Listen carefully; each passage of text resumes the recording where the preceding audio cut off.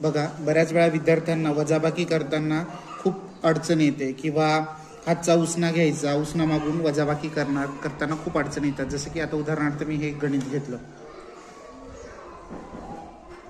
हे गणित, तर इथे काय जवळ घेतो, इथे काय होतं, 2तून 7 जात नाही म्हणून 2चे 12 करायचे, इथून एक हातचा घ्यायचा, अशा पद्धतीने करावं लागतं. त्यामुळे एक सोपी पद्धत आहे ती मी तुम्हाला सांगतो.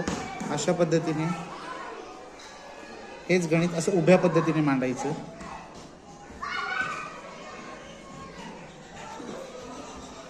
अशा उभ्या पद्धतीने हे गणित मांडायचं. 8, 8, 7 आणि समोरासमोरील अंकांची वजाबाकी करायची. जसं 7तून 6 गेले, राहिला 1.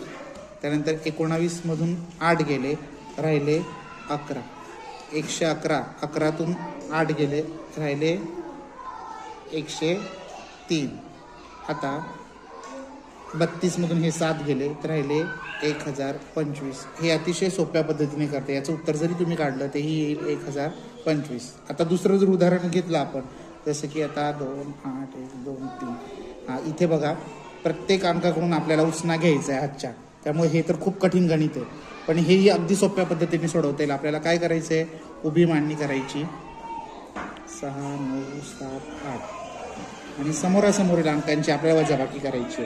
8तून 6 गेले 2, 21 मधून 9 गेले 12, 122 म्हणजे 22 मधून 7 गेले, राहिले 115. आता 1153 मधून 8 गेले, राहिले 45. बरोबर. हेच उत्तर आपण जर इथे सॉल्व्ह केलं तर हे आपल्याला खूप कठीण जातं, पण अशा पद्धतीने अतिशय सोप्या पद्धतीने येतं. अजून एक उदाहरण जर घेतलं, 5, 0, 1, 2, हे तर अजून कठीण आहे.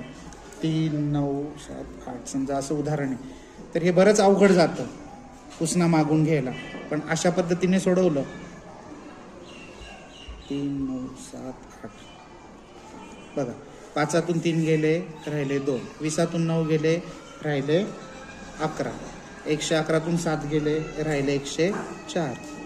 आणि मग 1042 मधून 8, 42 मधून 8 गेले, राहिले 34. अतिशय सोप्या पद्धतीने आपल्याला करता येतं.